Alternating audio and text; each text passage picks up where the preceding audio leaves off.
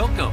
I'm Doug Morgan, and you're listening to Uncommon Sense, where we hunt for the truth in the topics you're not supposed to talk about, Christianity and politics.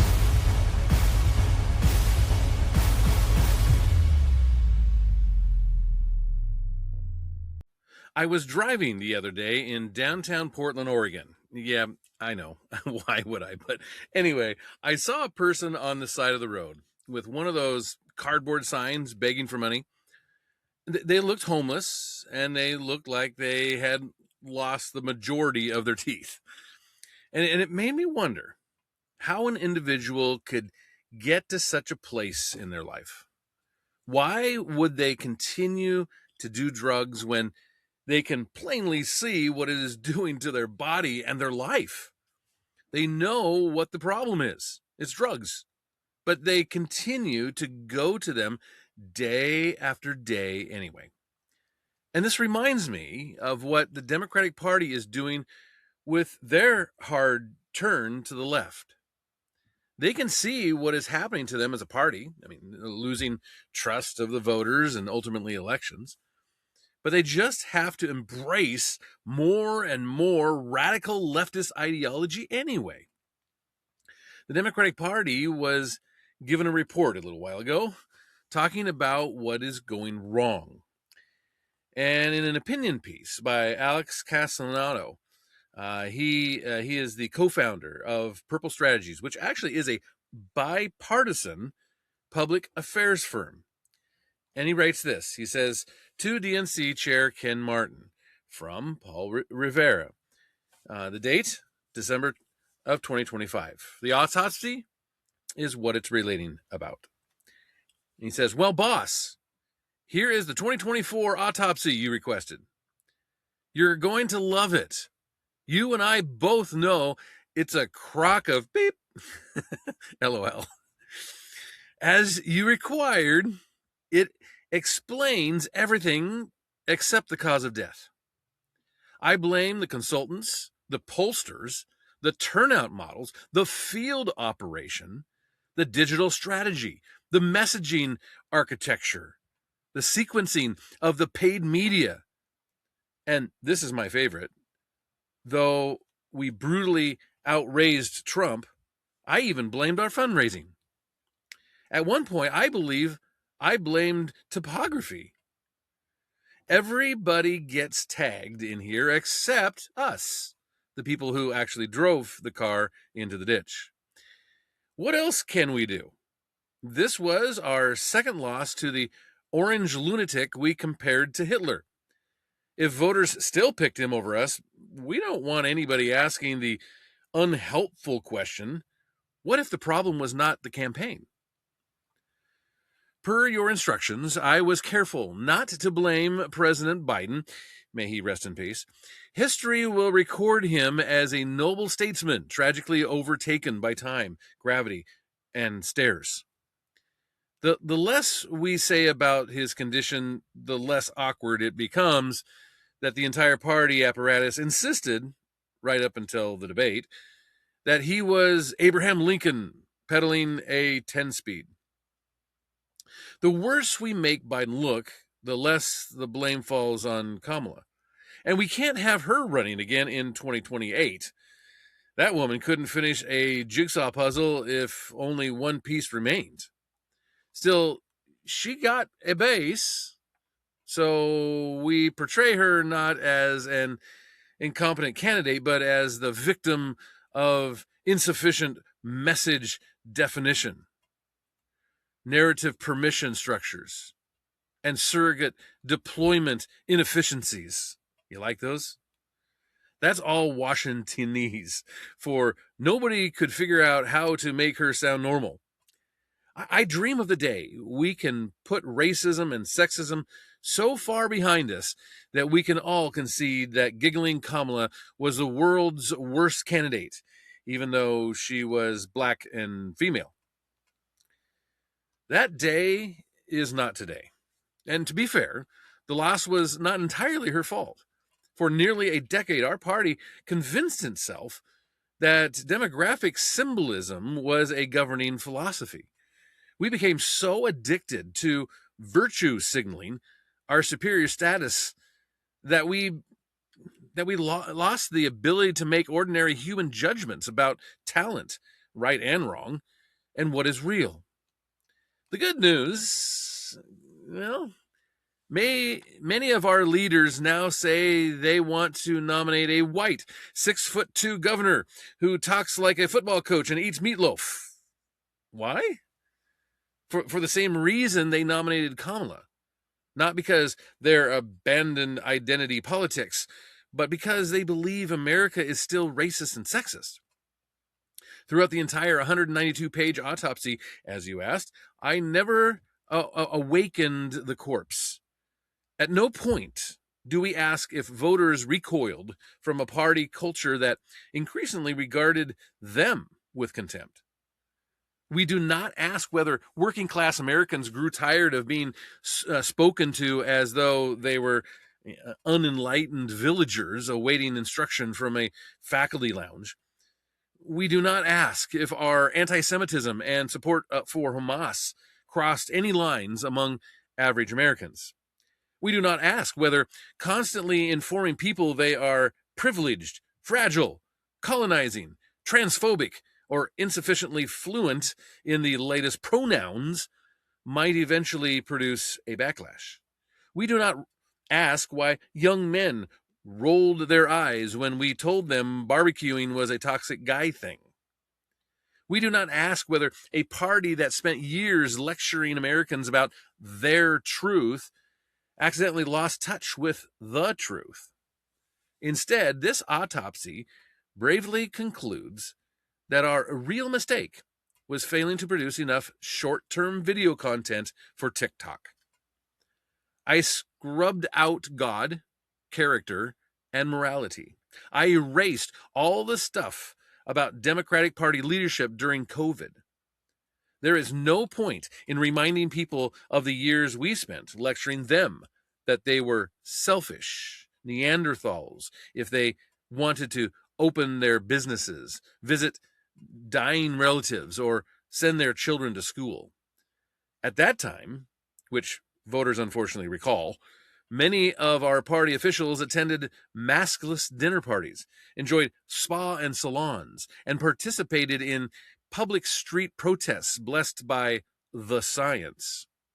These activities left the inconvenient impression that our movement had evolved into a kind of secular clerisy, morally superior, permanently, credentialed, and except for pedestrian rules. Nevertheless, we are the party of democracy. It would not be prudent to include these points in this analysis. Instead, we focus heavily on message fragmentation among emerging constituencies. That tested better in focus groups than people stopped trusting us when we lied to them. Additionally, on no occasion do we touch the central moral problem. Modern progressivism asks Americans to believe obvious untruths in public as proof of moral goodness.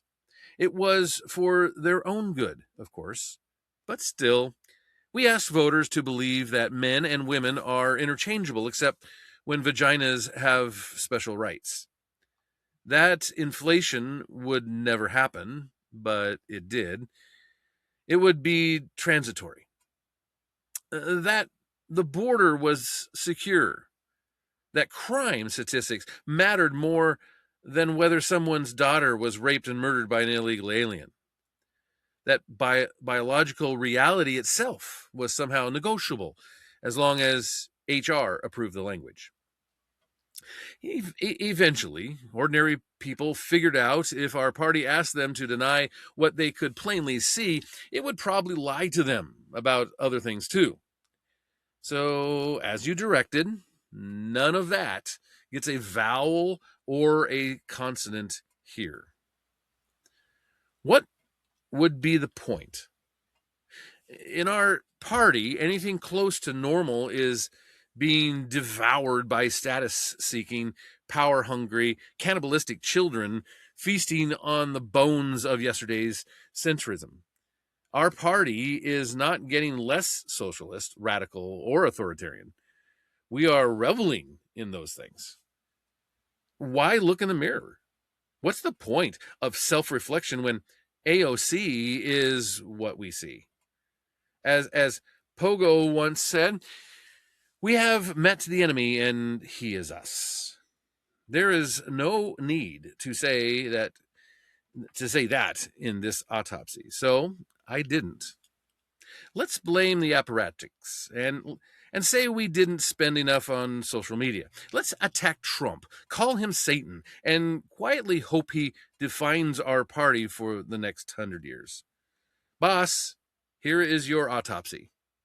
People are going to laugh at it. They're going to wonder why we spent so much money doing surveys and interviews to produce this wretched piece of taxidermy. But that's the point, isn't it? This autopsy is perfect when there is nothing we can fix. I really like that. Obviously, tongue in cheek. I mean, it was a funny commentary of this report that came out. But really, let's take a deeper, more serious look at what it actually said. Can we? David Weigel, he's of semaphore.com, and he said this. He said, Democrats have badly weakened their party with left-leaning ideas and rhetoric, going only with self-described white liberals while losing ground with other voters, according to a new center-left group's report shared first with Semaphore. He said the group, called Welcome, consulted hundreds of thousands of voters over 6 months for its broad findings, including that 70% of voters think the Democratic Party is out of touch. Most voters, the group found, believe the party over-prioritizes issues like protecting the rights of LGBTQ plus Americans and fighting climate change, while not caring about securing the border or lowering the rate of crime. Elected Democrats will receive copies of this report, and it'll follow with events in DC and New York and things like that. But the report urges party members to abandon some of the progressive language about race, abortion, and LGBTQ issues that Democrats began using after the 2012 election, and recommends the nomination of more candidates willing to vote with Republicans on conservative immigration and crime bills. Quote, the Democratic Party had better listen for the good of our nation. This is what former Illinois Representative Sherry Bustos, who ran the party's House campaign committee when it lost seats in 2020. And this is what she wrote in her endorsement of the report. Inspired by the Politics of Evasion, an influential 1989 paper that inspired the party's more centralist shift under Bill Clinton, the 70-page Deciding to Win document argues that Democrats must be willing to break the unpopular party orthodoxies. Its prescription for getting the party out of its current wilderness isn't simple. Avoidance of both a pivot of corporation centralism and the pursuit of progressive ideology purity. Greg Schultz, who managed Joe Biden's 2020 primary campaign but was replaced in the general election, worked with Welcome to shape the report. And he said, quote, for the last 20 years, Democrats have just misunderstood how you actually win elections. He says, I thought Biden had proven in the 2020 primary that the base of the Democratic Party is a 50-year-old woman without a college degree. But when you hear people in D.C. say the base, they mean white intellectuals that live in a few coastal cities. The report directly challenges Democrats' predilection for the interests of highly educated and affluent voters, arguing that their influence may be responsible for the party's closer association with left-wing politics. Deciding to Win grew out of discussions centralist Democrats had last December after their loss to President Donald Trump and a rush of panicky talks about what the party did wrong. While embarking on its long-term polling project, the group also consulted an array of Democrats, including Schultz, former Biden White House spokesman Andrew Bates, and House Majority PAC founder Lapp, saying, quote, "I felt like there had been a real lack of reckoning among what actually happened," said Simon Bazelon. He's the principal author of the report. Quote, "A lot of what we're arguing for is a return to Obama-era positioning on issues like immigration and crime and prioritization of the economy over cultural issues. The report doesn't urge Democrats to move fully to the right, reserving vocal praise for several progressive stars in the party with a more direct appeal to economic opportunity and lower cost of living type stuff. He says, quote, "We have much to learn from the relentless focus of Bernie Sanders, AOC, and Zoran Madami on those fronts. The risk they see is in Democrats moving left on other progressive policies, which even some in the party establishment have done while criticizing Mamdani and other Democratic socialists. From 2013 to 2024, the beginning of Barack Obama's second term and the end of Joe Biden's sole term, the report offers clear metrics to show how the party changed its language and gave support to left-wing bills that had little chance of passage. Over those 11 years, the share of congressional Democratic co-sponsors of a bill to study reparations for the descendants of slaves rose from 1% to 57%. Support for assault weapons ban legislation grew from 41 to 88, and support for giving federal prisoners full voting rights grew from 4% to 41%. And support for legislation that would wipe out state abortion limits went from 2/3 to the Democratic caucus of 98%.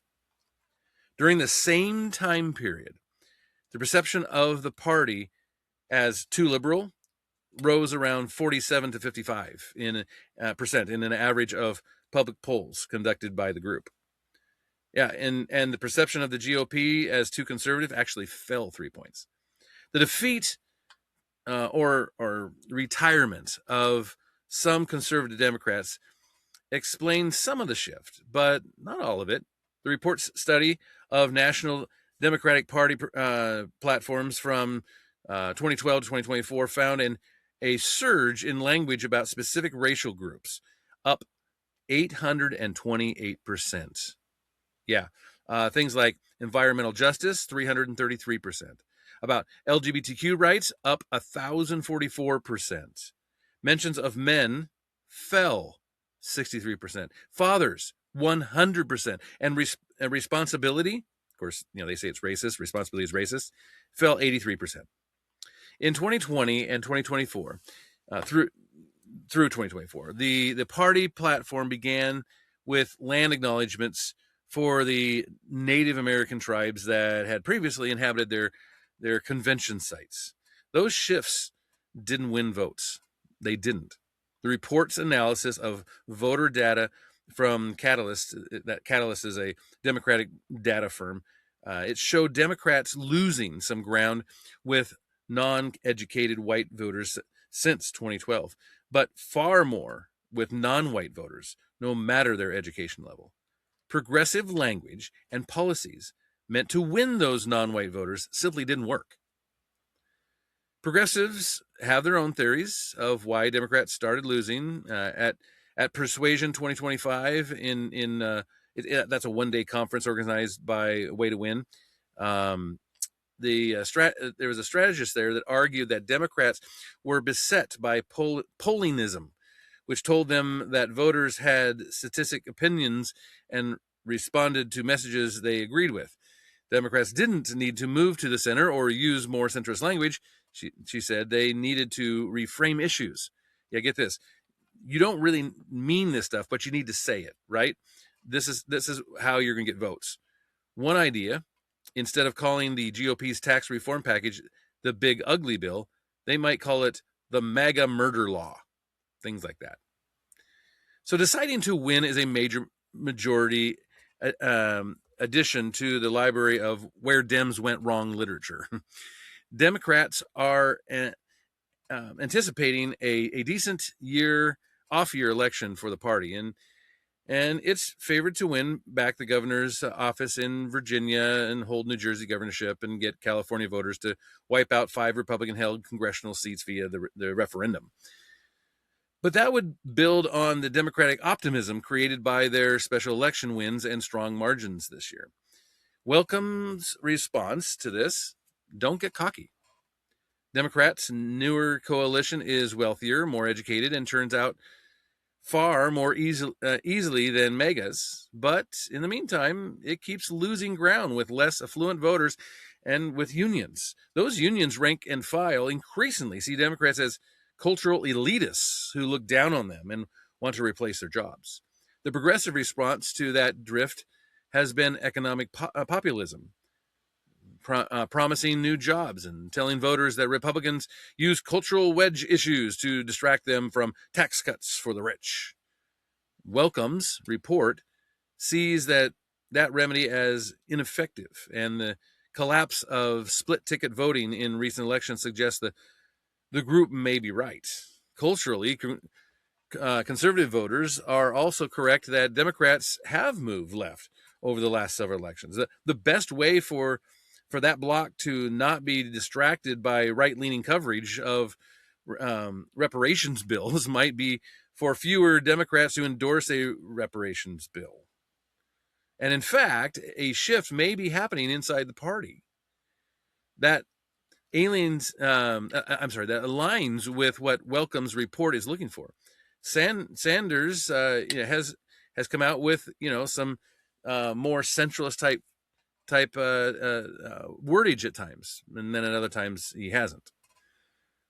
But that's what the Democratic Party in this report is saying that they need to do. They need to at least speak more centralist. Maybe not move that way, but they need to speak it. And yet, just like the crack addict, they can see what the problem is, but they can't leave it. They can't leave the cause. And let me give you an example of this, okay? This is what the Democratic Party they keep doing it. They keep grabbing onto things like this. This is an investigation report that came out by Megan Brock of the Daily Wire, and it says in April of 2024, the Biden administration issued a rule pressing state child welfare agencies to stock their systems with foster homes that would affirm a child's gender identity and insisting it was the best way to protect children's mental health. Less than a month prior, Biden officials were scrambling to find data to support their claim. Quote, I'm on a tight deadline and need to provide data on why LGBTQI plus children and youth are overrepresented in child welfare. This is what Julie Cruz, the Biden administration's senior advisor for LGBTQI plus initiatives at the Administration for the Children and Families, wrote in an email to transgender activists unearthed, of course, by the Daily Wire.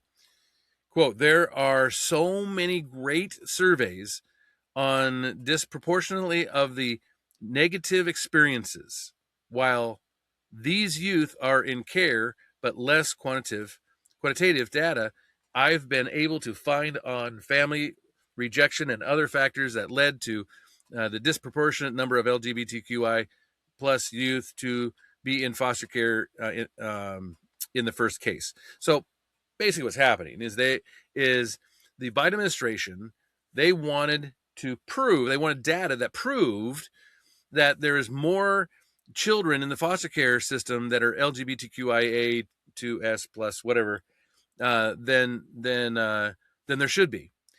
And so they want proof that it's because conservative families are kicking out their own kids when they want to go trans or something. And then the problem is there isn't any data. Cruz and others in the administration pushed the rule to fix what they believed was a massive problem with foster care. A dangerously high number of teens were entering the system because their parents did not accept their gender or sexual identity. The rules rationale pointed to family rejection. See, like they kicked them out of the house, right? Including refusing to use a child's chosen pronouns or not letting a child learn about their LGBTQ identity as harmful, and directed agencies to make placements that support a child's gender identity. Well, Bianca Wilson, an LGBT scholar, warned Cruz that this claim wasn't supported by data. Yeah. So their own LGBT scholar warned it's not supported by data when she says, I encourage you to avoid the go-to explanation of family rejection that is often adopted by queer organizations that do so in the absence of data to support it. This is what Wilson wrote to Cruz in August 28th of 2023, and in an email. So Cruz got somewhat luckier with a couple others, Weeks and Martese. The pair had helped lead the cumbersomely named, get this, this is the whole name, right? National Quality Improvement Center on Tailored Services, Placement Stability, and Permanency for Lesbian, Gay, Bisexual, Transgender Questioning, and Two-Spirit Children and Youth in Foster Care. That's the whole name. So the QIC, LGBTQ2S, was launched in 2017 and worked with child welfare agencies in Michigan, Maryland, Pennsylvania, and Ohio to develop and implement gender-affirming child welfare interventions in partnership with the Children's Bureau, with the goal of transforming child welfare systems to become LGBTQ plus affirming. And the programs developed by the QIC LGBTQ2S group were later housed and made accessible by the National SOGI Center. And it's a collaborative of transgender activist groups working to influence child welfare systems. Well, Weeks sent Cruz a federally funded research survey conducted through the initiative. She and Martese led. So she did her own research, and this is what she came up with. That she found 32% of the young people ages 12 through 21 identified as LGBTQ+, but Weeks made it clear that, quote, there is less administrative data to help us understand the cause of this prevalence. So basically what she's saying is, yeah, there's more LGBTQ+ type children in the system, but we just don't know why. Well, Wilson, the researcher who discouraged Cruz from employing the go-to explanation of family rejection, specifically named the Kukhoga study. It's as insufficient to demonstrate Cruz's point in her message. But what's interesting is when the Biden administration came out with this rule, guess what they did? They made that study their number one thing right off the top of saying, hey, we need this rule because all these kids are getting kicked out of their homes for being trans. When the study doesn't say that. President Joe Biden continued to, in pushing the idea that family rejection was driving kids into the welfare systems during his presidency. And yet there was no data showing this. None. So, yeah, this is just pushing an agenda when you know that you are pushing what you are pushing is wrong. And it is destroying their party. They're pushing this ideology. They're going so far left, and they can't stop themselves. They can see what's going on all around them to their party, and they can't stop themselves. All of this in the name of that leftist ideological crack, right? I would love to hear what you have to say on the subject, because I think they are just continuing to go further and further into this leftist crack ideology, and they can't help it. They can see their teeth falling out. They can see things happening. They can see the voters rejecting it, and they can't help themselves. But I would love to hear what you have to say. And of course, you can always do that. UncommonSensePodcast.com. You can always go to that website. You can go to our YouTube channel. All of those places are great. Would love to hear from you. Thank you for listening. This podcast is a production of Morganite Communications.